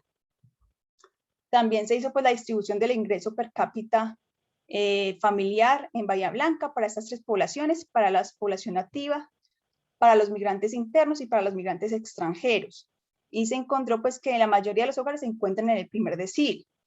Situación similar para los nativos. Pero sin embargo, los migrantes extranjeros se encontraban en el segundo decil con un porcentaje del 25%, mientras que los migrantes internos se encontraban en su mayoría en el octavo decil. Adicionalmente pues a esto, también se encuentra pues que la población extranjera es un poco más equitativa, pero como se dijo anteriormente, está en mayor proporción en los deciles más bajos, a diferencia de las poblaciones nativas y extranjeros internos, inmigrantes internos. Sin embargo, pues la diferencia no es muy significativa, pero lo que llegaría pues a la conclusión de que los migrantes extranjeros, si bien tienen una distribución más equitativa entre ellos, se encuentran en los deciles más bajos de la distribución, en una mayor proporción en comparación a las otras dos poblaciones. Esto también se ve con otros indicadores de pobreza monetaria, como los de $1, 1.25 dólares a 5 dólares por paridad de poder adquisitivo. Se encuentra que el porcentaje de población migrante bajo estas líneas de pobreza monetaria es mayor que la población no migrante. Y como son realmente niveles tan bajos, pues uno llegaría a concluir que hay un mayor nivel de indigencia en la población migrante en comparación con la población local, nación pues nativa. En el objetivo 2 teníamos entonces establecer la distribución de los migrantes internacionales en Bahía Blanca durante los últimos 30 años, usando datos del censo con el fin de constatar la existencia de slums. Para eso, entonces, lo que hicimos fue ver la distribución de los hogares, del porcentaje de hogares con NBI por cada radio censal, que encontramos pues que tenía una distribución centro-periferia, con valores atípicos altos en la periferia, y al contrario, los valores con menor incidencia de hogares con NBI en el centro. No hay valores atípicos inferiores. Lo mismo ocurre pues con el BOSPLOC de la distribución de migrantes por radios censales. Encontramos nuevamente que hay unos radios censales con una mayor presencia de migrantes extranjeros, que son las zonas rojas, y que en cambio las zonas centrales de la ciudad presentan mayores zonas azules. Adicional a esto, pues se generó un indicador de carencias totales que resumían las dimensiones pues, que tiene el indicador de necesidades básicas y satisfechas, que tiene la dimensión de la capacidad económica, acceso a la educación, acceso a la vivienda y acceso a los servicios. Estas dimensiones, pues que corresponden a las dimensiones del índice de necesidades básicas y satisfechas, pueden ser calculados con la información del censo, porque los censos pues, están diseñados para reflejar estas dimensiones particularmente. Cada dimensión fue ponderada de manera equitativa para que cada dimensión tuviera un peso del 0.25% y ese peso fue dividido en cada uno de los indicadores. Entonces, para la capacidad económica tenemos la tasa de dependencia, la tasa de desempleo. Para el acceso a educación tenemos el nivel educativo, el porcentaje de analfabetismo, el porcentaje de analfabetismo digital. Para el acceso a vivienda tenemos los recursos destinados a la vivienda, como la calidad constructiva insuficiente y la calidad de materiales 4, que es la más inferior. Y el hacinamiento, como el porcentaje pues, de más de 2 personas por habitación. Y en el acceso a los servicios tenemos el porcentaje de conexión a servicios, como la conexión de servicios insuficientes. Entonces, si vemos pues, la distribución por cada una de esas dimensiones, nuevamente el patrón es el mismo. Sigue pues tanto en la distribución del NBI, donde se ven que los valores atípicos superiores son los valores con mayor carencia en lo económico, o sea, con mayor porcentaje de desempleo y mayores tasas de dependencia. En cambio, las zonas azules son zonas con menor tasa de desempleo y menor tasa de dependencia. La carencia educativa, también se presenta el mismo patrón centro-periferia, pero con zonas más marcadas y con una diferenciación entre el norte y el sur de la ciudad, con una periferia pues en el sur roja. Eso significa con menores niveles de educación superior, con mayores niveles de analfabetismo, en comparación a las zonas azules. En la carencia de vivienda, pues también se refleja la misma estructura. Los valores atípicos rojos son los que tienen mayor carencia de vivienda, nuevamente se generan en la periferia de la ciudad, y este patrón es aún más evidente cuando se ve pues, la carencia en la conexión de servicios, donde toda la periferia pues, de la ciudad tiene carencias en conexiones a servicios más marcadas. Esto pues, se puede ver a que es más dependiente de la inversión en infraestructura. Entonces hay zonas que deben carecer de la infraestructura necesaria para la conexión de servicios y que corresponde precisamente a la más alejada del centro de la ciudad. Adicionalmente, pues este análisis de la distribución pues, se generó y se calculó la correlación de cada una de sus dimensiones y sus componentes con el porcentaje de migrantes por cada radio censal, y se encontraron que estaban relacionados positiva y significativamente. Por ejemplo, la conexión de servicios insuficientes está relacionada con el porcentaje de migrantes por cada radio censal de manera significativa. Eso también es cierto para, si en vez de tomarse la conexión de servicios insuficientes, se toma el NBI. Para la dimensión de la carencia de vivienda, también es cierto que esté correlacionada con el nivel de migración en cada uno de sus componentes, de manera positiva y significante. Sobre todo con el nivel de hacinamiento, que es el que presenta una mayor correlación. Para la carencia educativa también está correlacionada con el porcentaje de migrantes por cada radio censal, tanto el analfabetismo digital, el analfabetismo tradicional y la educación superior, pues la inversa de la educación superior, están correlacionadas con el porcentaje de migrantes. De hecho, el porcentaje más correlacionado es el de analfabetismo digital, que es el uso de computadoras. Para la carencia económica, que es la tasa de dependencia y la tasa de desocupados, también se encontraba correlacionado con los radios donde había un mayor porcentaje de migrantes. En cambio, aquí la tasa de dependencia y de desocupados no está correlacionada, pero no se espera pues, que esté correlacionado. De resto, las demás correlaciones son significativas y positivas. Y si se estudia pues, la relación entre el indicador NBI, el indicador de carencias calculado y la migración, se encuentra que los tres están relacionados de manera positiva. Pues es de esperarse que el indicador de carencias y el indicador de NBI pues, estén relacionados porque se calculan en base a los mismos insumos que son la información de los censos. Y a su vez, tanto el NBI como el indicador de carencias está correlacionado con el nivel de migración por cada radio censal. Bueno, ya pues después de ese análisis como descriptivo, teníamos pues el objetivo 3, que era incluir pues las herramientas de análisis espacial y de regresiones. También nuevamente se esperaba realizarlo para las últimas 3 décadas, pero hacer la homogeneización de la información pues nos resultó imposible, entonces se realizó con la información del censo del 2010. Este trabajo ya se había hecho, pero se había hecho con la localidad de Cabildo.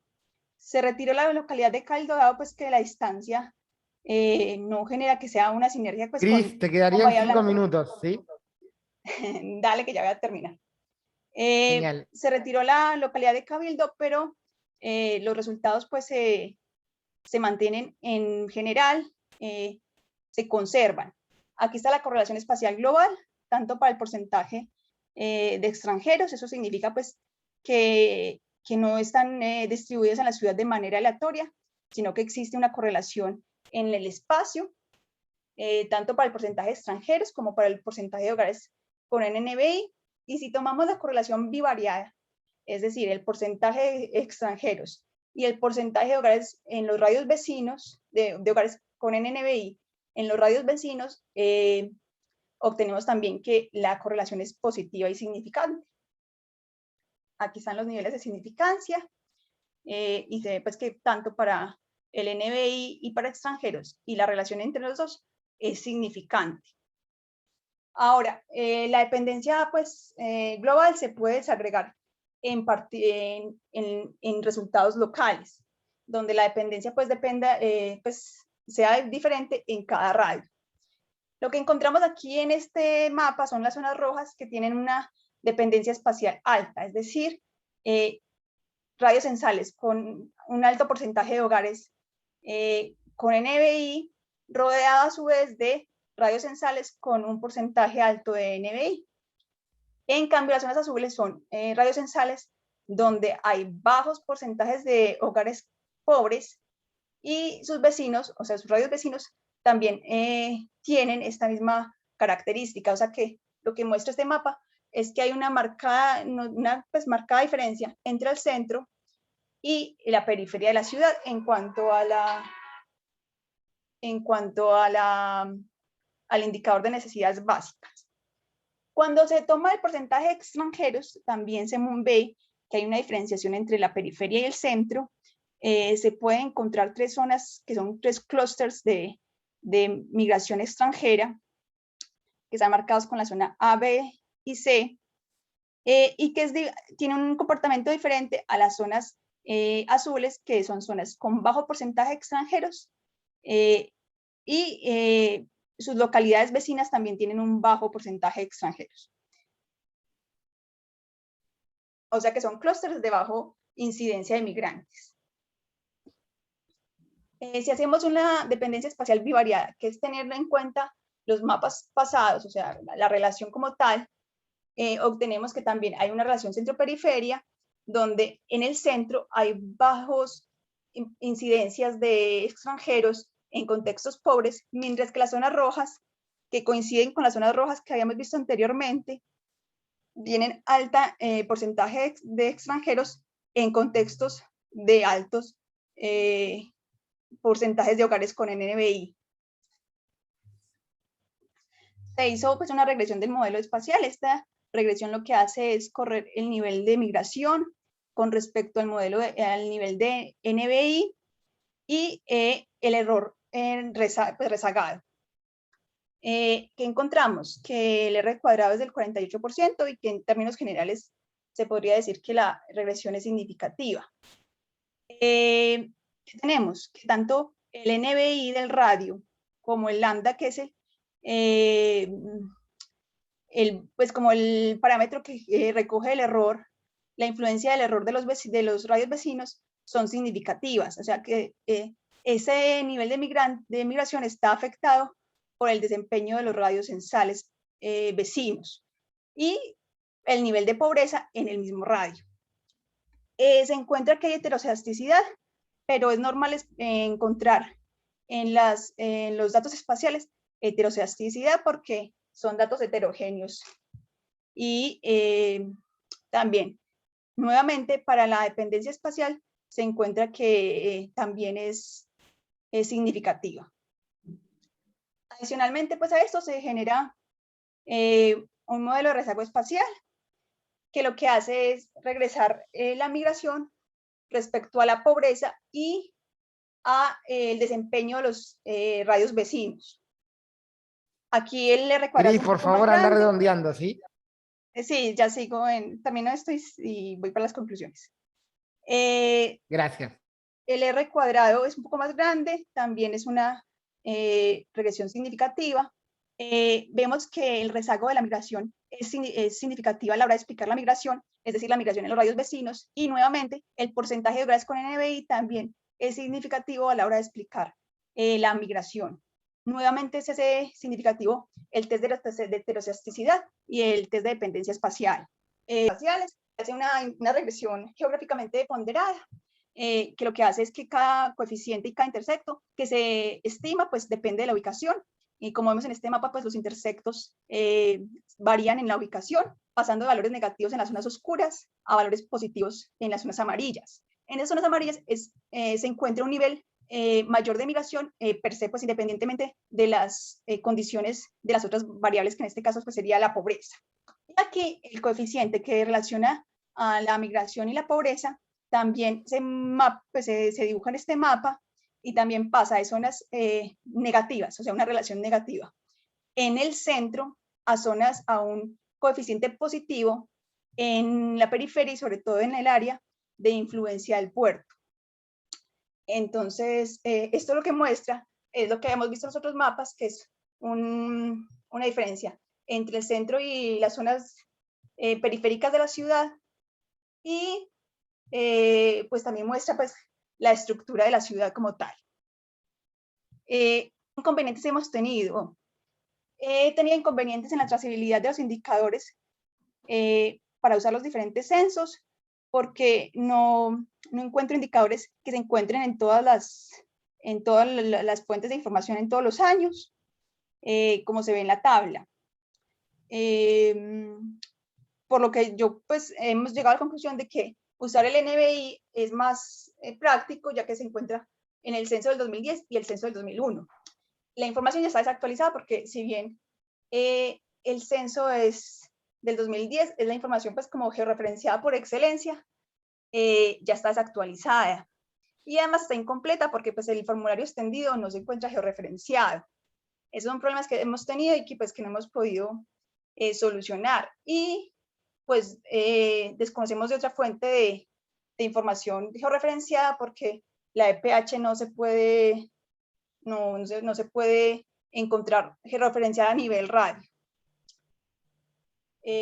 Bueno, trabajos futuros. Hay que actualizar las medidas de pobreza según el EPH, corregir la heterocesticidad si es necesario, debido a que pues dado que las regresiones espaciales presentan por sí solas pues heterocesticidad, es normal encontrar en datos espaciales heterocesticidad. Incluir en las regresiones otros factores como el precio de la tierra o la renta de la vivienda, por métodos de scrapping o de otras fuentes de información, pero de forma que esté georreferenciada y que se pueda referenciar por radio censal. También incluir en estas regresiones otros factores como la distancia al centro, la dirección o la altura al nivel del mar, para ver si hay características geográficas que pongan en desventajas estas áreas que están atrapando a migrantes pobres. Y en el futuro sería interesante pues retomar el análisis cualitativo, ya que se hizo la entrevista a 3 migrantes y se hizo el respectivo análisis cualitativo, pero este resultó ser insuficiente. Entonces básicamente estos son los resultados que se presentaron. Entonces pues muchas gracias. Bueno, muchas gracias. Tenemos a Memi y a Valentina con comentarios. Memi, ¿quieres arrancar? Bueno. Vamos con esta cosa pues. Perdón. Sí, bueno, sí, no sé si te escucharán bien. ¿Te escuchan? Sí, perfecto. Cris, ¿me escuchás? Sí. Ok. Bueno, felicitaciones, Cristina. Me parece que hay un avance interesante el año pasado a tomando algunas de las sugerencias que habíamos hecho, en incorporar datos de la IPH para caracterizar un poco más la situación de migrantes versus no migrantes en Bahía Blanca, así que eso me parecía importante señalarlo. Y bueno, ya que, digamos, hiciste este avance, por ahí retomo algunas de las cosas con las que se podría seguir,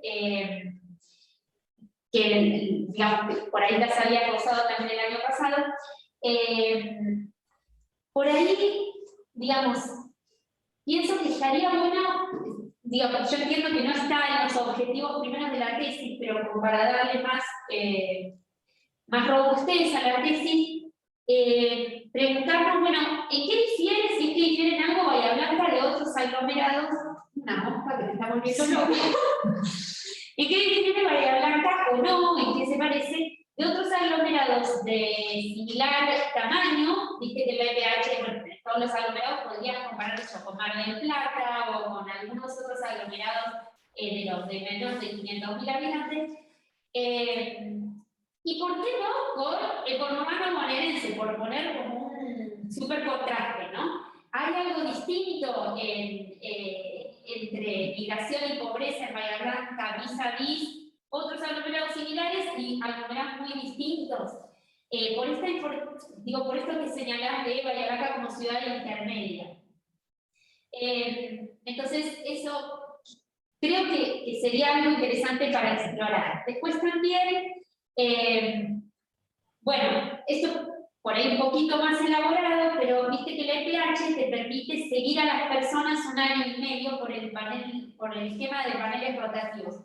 Entonces, aunque sea por ahí, yo armaría un panel para chusmear, para ver, posiblemente sea muy poco, ¿no? Los datos, es posible que sea muy poquito lo que te quede en el panel de migrantes en Bahía Blanca. Pero se podría hacer una comparación de migrantes versus no migrantes en esos paneles. No sé, por decir un migrante y un no migrante con el mismo nivel de educación. ¿Cómo cambian en algo en ese año y medio o no? Quizás no de grande. Después, para que me fijo las notas que tenía, igual están escritas en el informe.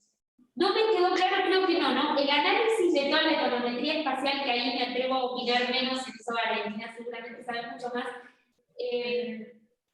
Si por ahí convendría, lo hiciste para el censo previo, para el 2001, para ver justamente también si hubo algún cambio en el tiempo.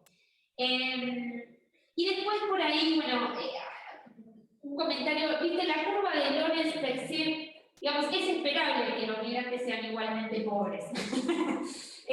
Por ahí en sí misma, qué sé yo, puedes hacer una Lorenz generalizada, aunque ya sabes que son más pobres, pero la Lorenz generalizada te va a mostrar también a dónde la curva termina en el ingreso medio. Pero igual, no sé si aporta mucho la curva de Lorenz en este contexto, ¿no? Porque sí son más igualitarias, la distribución es más igualitaria, pero están todos peor, entonces, qué sé yo, ¿no? Y quizás, esto no lo puse, si Pablo ya te lo mandó, no lo quisiera agregar, hay unos papers muy interesantes de Ravi Carroll y Christiansen que analizan esta cuestión, comparan a las ciudades intermedias con las grandes ciudades, con alguna evidencia en África de ciudades intermedias siendo mejores para la reducción de la pobreza que las grandes ciudades, justamente pensando en la migración, en que puede, digamos que hay alguna evidencia que sugiere que por una menor escala, por facilidades, por eso, por una menor escala que a los migrantes les es un poquito más fácil integrarse a esa ciudad que integrarse en una gran urbe. Es mucho más profundo lo que digo, no porque bueno, hay una literatura, eso de por ahí que te voy a pasar algunas referencias porque justamente tienen bastante relación con este tema que vos estás investigando. Pero bueno, fuera de eso, nada, quería felicitarte por los avances y bueno, alentarte a a darle el cartazo final. Gracias. No sé, Cristina, si querés hacer algún comentario en los comentarios, o si pasamos a los comentarios de Valentina. Sí, pues en cuanto al ejercicio de la EPH, pues yo lo que busco es simplemente como hacer una descripción del panorama en general y no el seguimiento como de los migrantes, y hacer como el siguiente, porque no es el core de la investigación, porque el core de la investigación sí se genera en los datos espaciales. Y al no poder yo comparar esas EPHs espaciales, porque la EPH es mucho más rica en datos, y datos de ingreso, datos de salud y de empleo, yo no le puedo hacerle seguimiento, pues no le puedo referenciar. Entonces yo la EPH solamente la utilizo como una descripción del panorama. Si bien estaría pues como interesante hacer este seguimiento de los paneles y estas comparaciones de cómo evolucionan en las diferentes cortes de la encuesta, pues yo creo que se sale como un poquito del objetivo. Y que ha sido muy difícil seguir los censos. Y tratamos como de ver qué indicadores estaban en los 3 censos, y pues realmente no encontramos como un indicador más que el NBI, que sí está para el censo del 2001, y que el objetivo sí sería hacer las regresiones espaciales para el 2001 y para el 2010. Pero para eso pues necesito extraer del 2001 la población de Cabildo, que todavía no se ha podido hacer. No lo he podido hacer en cuanto pues al mapa como tal. Y bueno, sí me interesa recibir pues esos artículos que me dices.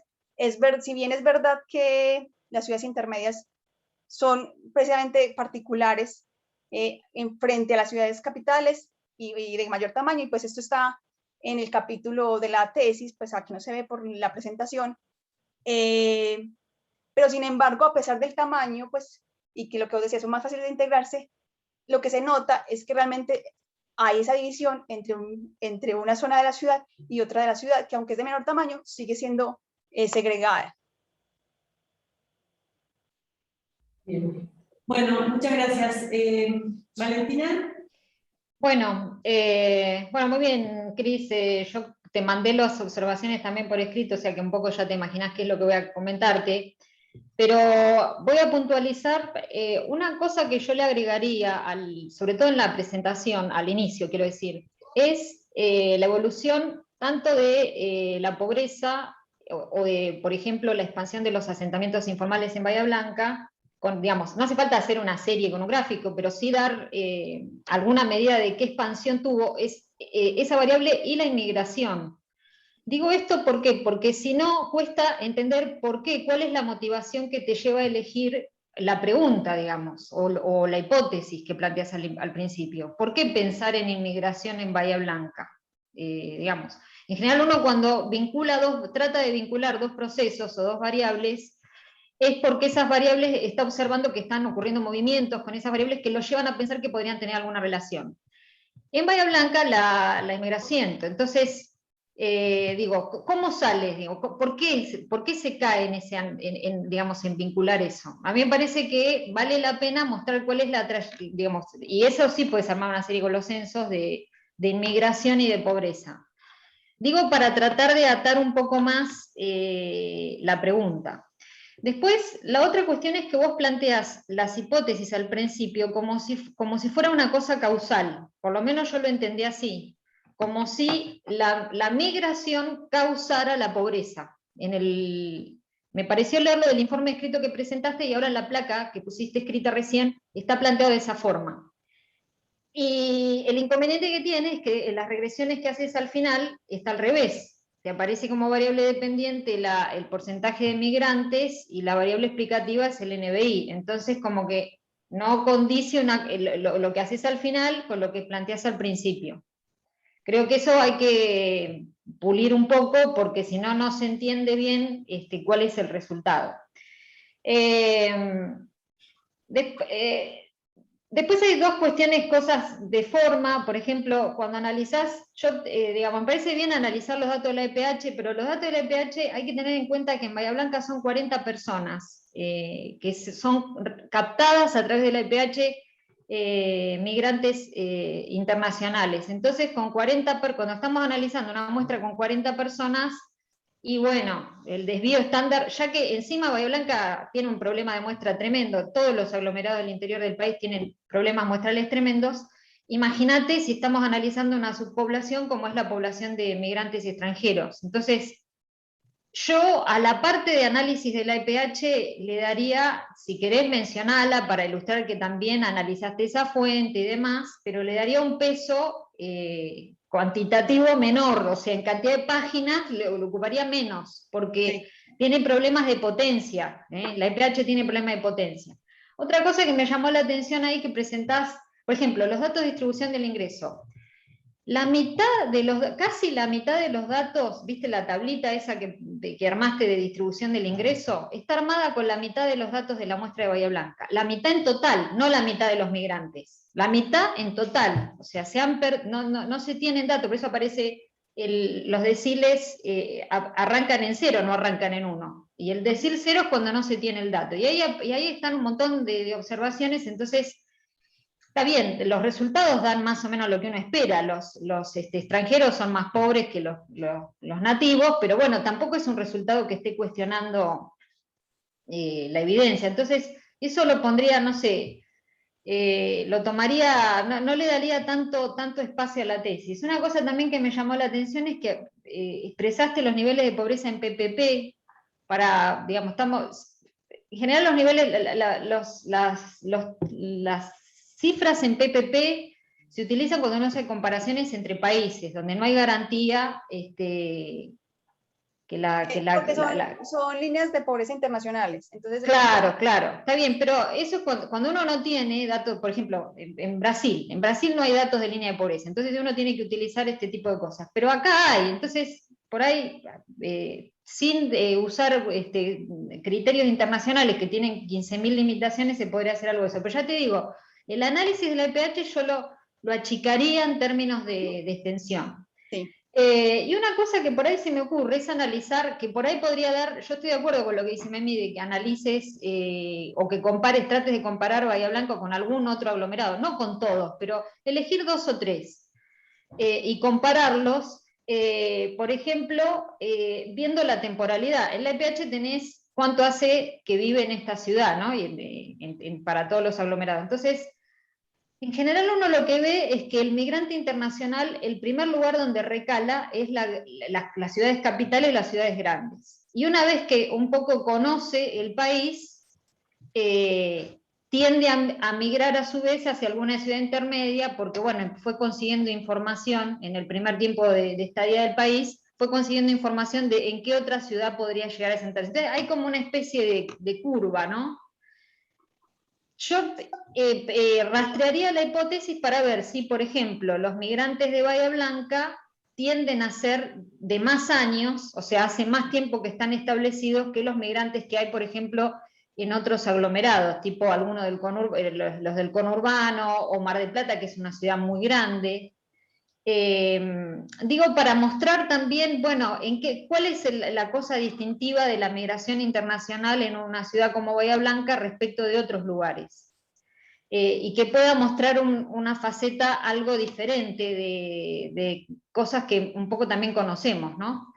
Y bueno, y con eso termino lo mío. Gracias. Bueno, muchas gracias. Bien, no sé, Cristina, si por ahí querés hacer algún comentario, estamos contrapasados de tiempo, pero de todas maneras yo le había propuesto a Cristina, charlando con ella, de hacer una reunión por ahí con quienes leyeron el informe para trabajar un poquito más, que ya está en una etapa bastante avanzada, Cristina. No sé si alguien quiere hacer algún comentario o pregunta. Cristina, por ahí si le querés decir algo medio cortito a Valentina, Y bueno, No, sí, que pues estoy de acuerdo con lo que ella dice sobre pues, darle menos relevancia al análisis del pH, y de hecho estaba bastante desactualizado porque precisamente estaban con datos del 2017, es precisamente porque realmente no es el foco de la investigación, y sé que estaría bueno actualizarlos para saber cómo es el estado actual, pues con estas correcciones y sugerencias que me hace Valentina, y realmente sí me interesaría más centrarme en la parte de la econometría espacial, donde sé que hay varios, pues como hay un poco más para crecer. Entonces, pues en el que pueda ayudar mucho a Valentina, y agradecería mucho si una reunión con Silvia y con Mara podamos revisarlo. Sí, por mi parte no tengo ningún problema, cuando quieran. bueno, muchísimas gracias. Pablo, si querés terminar y saludar. Vale, gracias Silvia. Te iba a decir, vamos a hacer como un cierre. Bueno, esta han sido una semana muy productiva, creo que para todos los y las estudiantes de posgrado. Estas jornadas creo que son muy importantes. Bueno, se implementaron ya, esta es la 5ª edición, y creo que con los años se va consolidando este proceso. Todos los años tratamos de hacer ajustes. Ahora en estos días estuvimos conversando en el comité también una propuesta de Memi y de María Emma para ajustar los tiempos y para que aquellos tesistas que están en la etapa de tener evaluadores puedan tener un espacio más amplio de discusión, y bueno, siempre seguimos haciendo ajustes, así que bueno, en mi caso es también una despedida, porque bueno, después de 5 años termino la gestión como secretario de posgrado, así que el año que viene habrá otra persona que se va a encargar de organizar las jornadas, que no voy a hacer yo. Así que bueno, nada, fue un placer haber compartido este tiempo con todos los estudiantes de posgrado, y bueno, por suerte las jornadas han quedado como algo institucionalizado, y bueno, y continuará para los próximos años. Y lo último que quería decir es dar la bienvenida a las nuevas directoras que tenemos, que por ahí no lo hicimos al comienzo de las jornadas, pero bueno, también el doctorado y la maestría, después de haber alcanzado ambos la acreditación como AE de la CONIAU, empieza una nueva etapa con la dirección de Silvia en el doctorado y María Emma en la maestría, así que bueno, creo que es una etapa de cambio, creo que los cambios son buenos, creo que hay mucho para crecer en ambas carreras, así que bueno, creo que es un gran augurio hacia el futuro. Así que bueno, gracias a todos, y bueno, que terminen bien el año. Bárbaro, muchas gracias. Saludos. Chao, chao. Muchas gracias. Chao, suerte. Presencial.